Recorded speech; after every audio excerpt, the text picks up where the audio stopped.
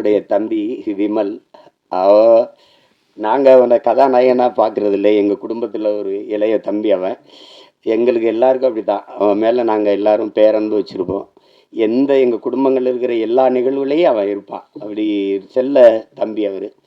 அவனுடைய வெற்றி, அவனுடைய வளர்ச்சியில் எங்களுக்கெல்லாம் பெரும் ஆர்வமும் பெரும் மகிழ்ச்சியும் இருக்குது.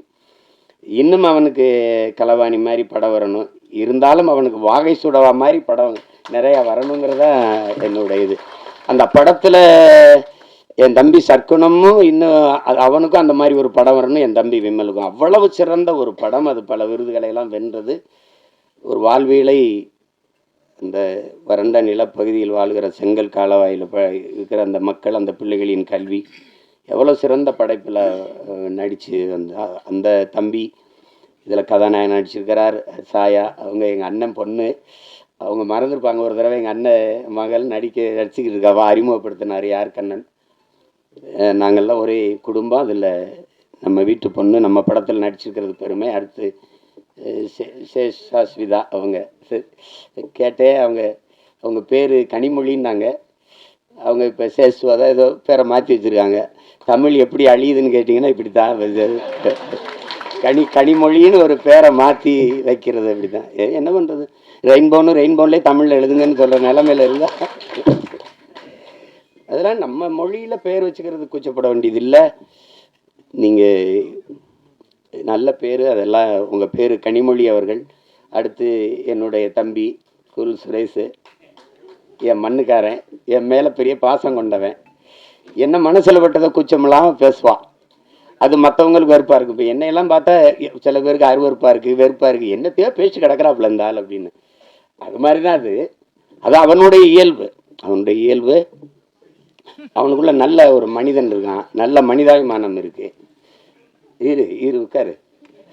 சிவன் கைகட்டி நின்னா சரியா இல்லை. என் பாட்டன் ஆதி பெரும்பாட்டன் கைகட்டுறது சரியா இருக்குது. அதுக்கப்புறம் விஆர் அவர் விமல் அவர். நீங்கள் நல்லா வரணும், நல்ல உடலை நல்லா பேண்டுறீங்க, உங்களுக்கு பாராட்டு. நீங்கள் அதை தொடர்ச்சியாக செய்யுங்க. இன்றில் என்றாவது சரியான வாய்ப்பு வந்துடும். என் தம்பி அருண் விஜய் தெரியுமா, ஒய்எம்சியில் நாங்கள்லாம் பயிற்சி எடுப்போம். அப்போ அவன் நல்லா உடலை வச்சுருப்பான். வாய்ப்பு சரியாக வரலை. நான் சொன்னேன், நீ இதை மட்டும் சரியாக செஞ்சுக்கிட்டே இரு, ஒரு நாள் நீ சரியான இடத்துக்கு வந்து வென்றுவாங்க. அதே மாதிரி அவனுக்கு படம் வந்து அடிச்சிட்டான். தடயம் அந்த படங்கள்லாம் வந்து குற்றம் 23 அடிச்சிட்டான். அதனால அதை மட்டும் சரியாகுங்க. உங்களுக்கு ஒரு சான்று இருக்காருங்க சார். எனக்கு எங்கள் அண்ணன் சரத்குமாரை நான் அண்ணன் தான் கூப்பிடுவேன். நாங்கள் ரொம்ப நெருக்கம். விண்ணூர்தி நிலையத்தில் சந்தித்தோம். இப்போ பொன்னியின் செல்வன் வெளியாயிடுச்சு. வணக்கம் இந்த வயசில் ஐஸ்வர்யா ராய் ஜோடி கேட்குது அப்படின்னு. டே உனக்கு பொறாமேடா. அவர் சார் டே உடலை நல்லா வச்சுக்கிட்டா எந்த வயசுலையும் சாதிக்கலாம்டாங்கடல. அதை தான் எல்லாருக்கும் சொல்கிறேன். நம்பிக்கையோடு இருங்க, சாதிக்கலாம். அப்புறம் எல்லாரையும் சொல்லிட்டேன். தம்பி பூவன் படத்தொகுப்பாளர். அதுக்கப்புறம் அம்மா ஆதிரா அவர்கள், அவங்க எங்கள் ஊர் பொண்ணு, அவங்க பாண்டிச்செல்வி. அவங்கள வந்து இன்னைக்கு பார்த்தாலும் அந்த மருது படத்தில் 2 கையிலையும் கம்பெடுத்து சுற்றுறது தான் இந்த காட்சி தான் எனக்கு ஞாபகத்துக்கு வருது. ரொம்ப அருமையான பெண்மணி. நமக்கு தமிழ் திரையுலகில் கிடைச்ச ஒரு இயல்பான முகம், இயல்பான நடிப்பை வெளிப்படுத்தக்கூடிய ஒரு திறமையான கலைஞர். அவங்களுக்கு என்னுடைய அன்பும் வாழ்த்துக்களும். எல்லாரையும் சொல்லிட்டேன்னு நினைக்கிறேன். என் தம்பி சுகுமார் இருக்கான். திரையுலகத்தை தாண்டி நடிப்பு, இதை தாண்டி என் மேல் அன்பு கொண்ட ஒருத்தன். அவனுக்கு மொழி இனப்பற்று அதிகம். காதல் படத்தில் இருந்தே தம்பி சுகு எனக்கு தெரியும். அப்புறம் மகேந்திரன் சிறந்த கலைஞன். அவனுக்கு வாய்ப்பு சரியாக அமையலை. அவன் நடித்த சல்லியர்னு படம் இருக்குது, சல்லியர்கள். அதில் அவன் தான் கதாநாயகன். மிகச்சிறப்பாக நடிச்சிருப்பான். இருக்கானா போயிட்டான். மகேந்திரன் ரொம்ப சிறப்பாக நடிச்சிருப்பான். ஒரு போராளியாக வந்திருப்பான். அவருக்கு காலம் இருக்குது, எங்கே போயிருப்பது. நல்ல திறமையான கலைஞன். அப்புறம் என் தம்பி துரைமுருகன் சரி, அவன் சமூக பற்றாளர், சமூக ஆர்வலர். ஆமாம், என் தம்பி கிடாரி அப்படின்னா உங்களுக்கு தெரியும். அது காலையில் கிடாரி மாடுகள் நாங்கள் சொல்லுவோம். அது ஒரு திமிர் எடுத்த தெனவெடுத்தது அதை சொல்லுவோம். அது கிடாரி படத்தில் ரொம்ப அருமையான இது கையாண்டிருக்கு. குறிப்பாக எங்கள் அண்ணன் வேல ராமூர்த்தியுடைய கதாபாத்திரம் எனக்கு இன்னும் மனசில் இருக்குது. தம்பி பிரசாத் முருகேசன் அவர்கள். அதை நாங்கள்லாம் அந்த படத்தை பார்த்து யார் இயக்குனர் யார் இயக்குனர்னு நான் எங்கள் ஐயா மேனும் பேசி பார்ப்பேன். மத்தாகம் பார்த்துட்டு தான் கேட்டேன், ஐயா மேனை யார் ஐயா மேனை இவ்வளவு சிறப்பாக எடுத்துருக்கு, எங்கள் கிடாரி பட இயக்குனர் தானோன்னா அதுக்கப்புறம் நானே அழைச்சி பேசி வாழ்த்தினேன்.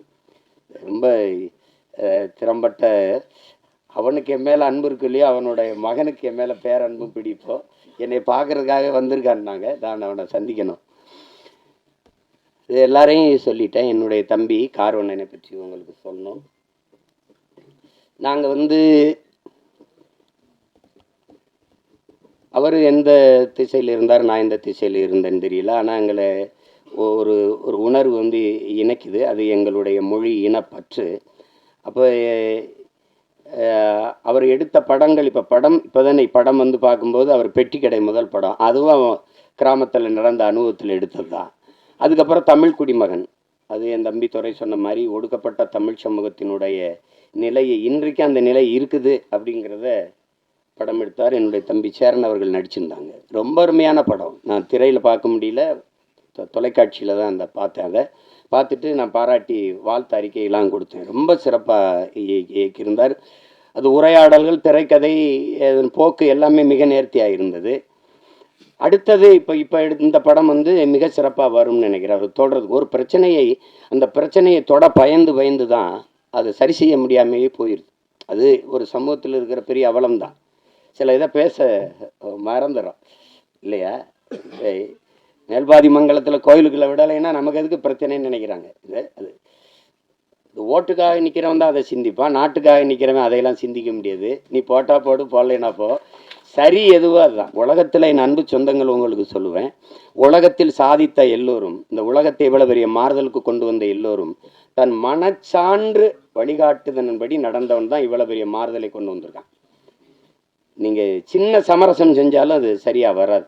வெளியின என்ன சொல்கிறா, நீங்கள் ஒவ்வொருத்தனும் என்ன சொல்கிறான், உலகமே உன்னை இது செய் என்று சொன்னால் சரியில்லை என்று பட்டால் செய்யாத, உலகமே செய்யாத என்று சொன்னால் சரி என்று பட்டால் செஞ்சிருந்தான். அதுதான் கோட்பாடு, அதை தான் நம்ம செய்யணும். விவேகானந்தர் நமக்கு என்ன கற்பிக்கிறார், எதற்காகவும் உண்மையை விட்டு கொடுத்துறாத, ஆனால் உண்மைக்காக நீ எதையும் விட்டு கொடுங்கிறது. இதே வெவ்வேறு வடிவத்தில், ஒவ்வொரு வடிவத்தில் ஒவ்வொரு தத்துவ ஞானிகளும் மேதைகளும் சொல்லி வந்திருப்பாங்க. ஆனால் இதே தான் எங்கள் தலைவர் என்ன சொல்றார், நாம் சாகலாம், சாதாரணமானவர்கள், ஆனால் சத்தியம் தோற்றதாக சரித்திரத்தில் செய்தி இல்லை. நாம் சத்தியத்தின் பக்கம் நிற்கிற சத்தியத்தின் மக்கள் நாம் வெல்லுவோம்ங்கிறதுல அது என்கிட்ட தான் சொல்றாருல. அது அந்த மாதிரி நம்ம எதிர்க்கும். நபிகளே என்ன சொல்றாரு, அநீதியை கண்டு அச்சம் இல்லாமல் துணிந்து எதிர்ப்பவன் எவனோ அவனே உண்மையான ஜிகாத்துங்கிறாங்க. அநீதின்னு தெரிஞ்சிருச்சே, அப்ப எதிர்க்கணும். சேகுவார் என்ன சொல்றான், உலகத்தில் எங்கெங்க அநியாயம் நடக்குதோ அதை கண்டு நீ பொறுக்க முடியாமல் கோவப்படுவாய், ஆனால் நீனும் என் தோழனாங்கிறான். நீனும் என் தோழன் தான். நான் தம்பி படத்தில் இறுதியில் அந்த உரையாடல் அவருடைய கோட்பாடை அதை எடுத்து போட்டிருப்பேன். அப்போ அது அச்சப்பட்டுக்கிட்டே இருந்தால், மேல் பாதியில் குடிக்கிற நீரில் இந்த நூற்றாண்டில் ஒருத்தன் சிங்கத்தை கலக்கிறான்னா அதையும் சகித்துக்கிறது, எல்லாத்தையும் சகித்துக்கிறது. சகித்து தான் ஒரு அடிமை எப்படி பிறக்கிறான்னு நினைக்கிறீங்க?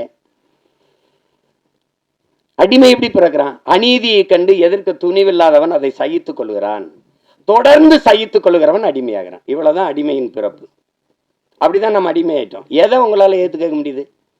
ஊழல் தெரியுது, லஞ்சம் தெரியுது, மணலள்ளி விற்கிறான் தெரியுது, சாராங்காய்ச்சி விற்கிறான், கஞ்சா வின்னு கொக்கைன் எல்லாம் விற்கிறான் தெரியுது, ஆனாலும் கேட்க முடியாது. இதுதான் இது காரணம், பயம். அதே எங்க தலைவர், இந்த மரணம் என்ற ஒன்றுக்கு பயப்படுவதாலே இந்த மானுட சமூகம் பல்வேறு துன்ப துயரங்களை தூக்கி சுமக்குதுங்கிறதுல. எதுக்கு பயப்படணும்? நான் உயிரோடு இருக்கிற வரை சாவு என்கிட்ட வராது. நான் சாகும்போது நான் உயிரோடு இருக்க மாட்டேன், மரணம் என்கிட்ட வரும்போது உயிரோடு இருக்க மாட்டேன். எதுக்கு பயப்படணும்? பயப்படுறதுனால ஒருத்தர் நீண்ட நாள் வாழ்ந்துருவானா நம்ம எல்லாம் பயந்துட்டே இருக்கலாம். அர்த்தமற்றது. பயம்ங்கிறது கோழைகளின் தோழன், அது வீரனுக்கு எதிரி. அது எங்களுக்கு அஞ்சுவதும் அடிபணிவதும் தமிழன் பரம்பரைக்கே கிடையாதுன்னு தான் எங்கள் தலைவர் எங்களை வளர்த்துருக்காது. அது கிடையாது. அதில் ஒரு இயக்குனராக நீங்கள் என் தம்பி கார்வண்ணனை பார்க்குறீங்க. அவ படம் என் தம்பி துறையெல்லாம் பார்த்துட்டாரு, நான் பார்க்கல. அது பார்க்குறதுக்கான நேரம் வாய்க்கல. இந்த 3 பாடல்கள், அவர் எடுத்த முன்னோட்டம், அவர் சொல்லுகிற செய்தி, அதுலேயே தெரியுது அவர் எதை தொட்டு எதை சொல்ல போகிறார் அப்படின்னு. இங்கே ஒன்று நீங்கள் கவனிங்க, மதம் மாறிக்கொள்ளக்கூடியது, ஆனால் மொழியும் இனமும் மாறிக்கொள்ள முடியாது. அது அடிப்படையில் நீங்கள் புரிஞ்சுக்கணும். மதத்தையும் தாண்டிய ஒரு புனிதம் இருக்குது, அதுதான் மனிதம். அதை யாரும் இவர்கள் தேடுவதும் இல்லை, போகிறதும் இல்லை. இஸ்லாமியருக்கு ஒன்று உயிர், கிறிஸ்தவனுக்கு ஒரு உயிர், இந்துக்கு ஒரு உயிர் என்று கிடையாது. எல்லா உயிரும் யார் மேலே கீறினாலும் ரத்தம் ஒன்று தான். ஆக மொத்தம் இப்போ நீ நானும் 10 மாதம் தான் நம்ம தாத்தா பட்டுக்கோட்டை பாடினது நினைவில் வச்சுக்கணும். இதுதான் இங்கே இருக்கிற பிரச்சனை. எல்லாருக்கும் எல்லா மதங்களையும் மனிதம் இருக்கு, எல்லா மதங்களையும் சிக்கல் இருக்குது. இதை கடந்து போய் இன்னைக்கு இந்த உலகத்துல எல்லாரும் மனிதனை மனிதன் கொள்வதற்கு, இத்தனை உயிர் அழிப்பதற்கு எத்தனை விதமான ஆயுதங்களை கண்டுபிடிக்கிறான். ஆனால் அந்த ஆயுதங்களை எல்லாம் வெல்லுகிற ஒரு ஆற்றல் அவன்கிட்ட இருக்கு, அதான் பேரன்பு. அந்த அன்பால எல்லா ஆயுதங்களையும் வீழ்த்த முடியும்.